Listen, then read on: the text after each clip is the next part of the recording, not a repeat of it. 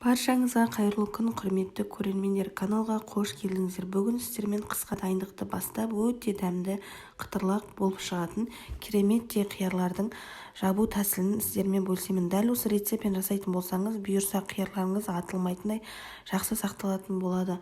Сондықтан алдымен арнаға тіркеліп, қоңырауша белгісін басуды ұмытпаңыздар. Алда талай тәтті дәмді рецептермен бөлісетін боламын. Видеода көрсетілген барлық құрамды толыққанды төмендегі описание бөлімге толықтай жазып кетемін. Енді бастасақ, бұл жерде менде үйдің бақшаның қиыры, яғни өзіміздің бақшамызда өскен қиырлар. Қиырлар шамамен суда көрсетілгенде 5-6 немесе 8 сағат суда тұру керек. Сол кезде қиырларыңыз қытырлақ, балғын болып, жақсы болып шығады. Содан соң банкілерімізді дәл осы видеода көрсетілгенде стерилизовать ете аламыз. Қапақтарымызды да шайнек, қайнап тұрған ысы шайнегімізге салып 1-2 минут стерилизовать етіп аламыз. Стерилизовать етілген банкамыздың ішіне өзіңіздің қалауыңызға қарай хрен, неше түрлі аскөк, укроптарды салсаңыз болады. Бұл жерде маған салуға жолдасымның өзі толыққанды көмектесіп жатыр.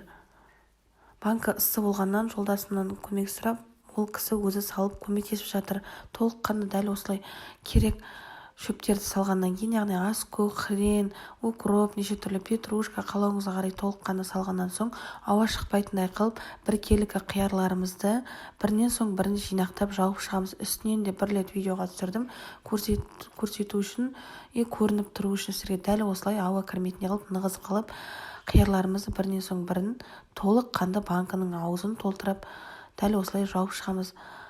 Жабылған, яғни салынған қиярлардың үстіне қалауыңызға қарай 5-6 дана чесногымызды салсақ болады.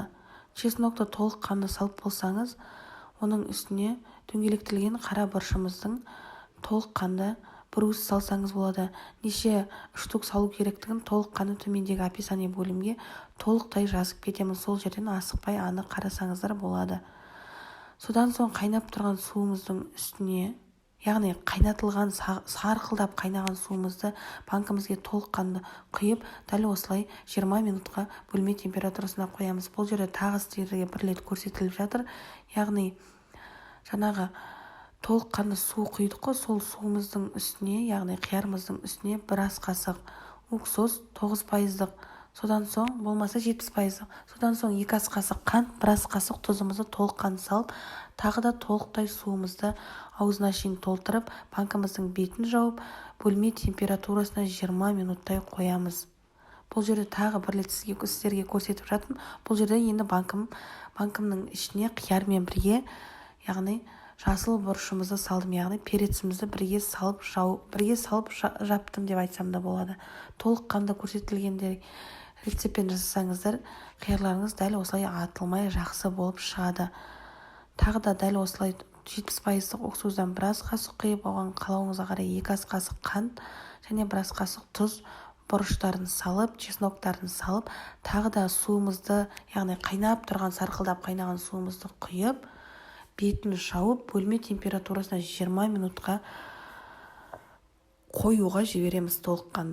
Толықтай бетін жауып болғасын, осылай 20 минут суын төгіп, тағы бір қайнатып, сол қайнаған суымызды үстіне құйып, банкамыздың бетін жауып, дәл осылай, бұл жерде де жолдасым тағы көмектесіп жатыр.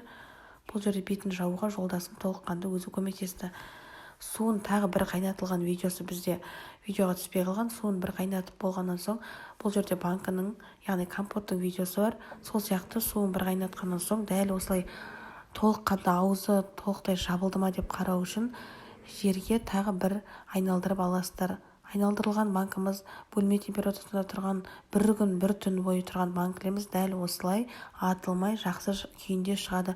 Бұл жерде мен помидормен де, перецпен де, неше түрлі көкөніспен жаптым. Арнаға тіркелуді ұмытпаңыздар.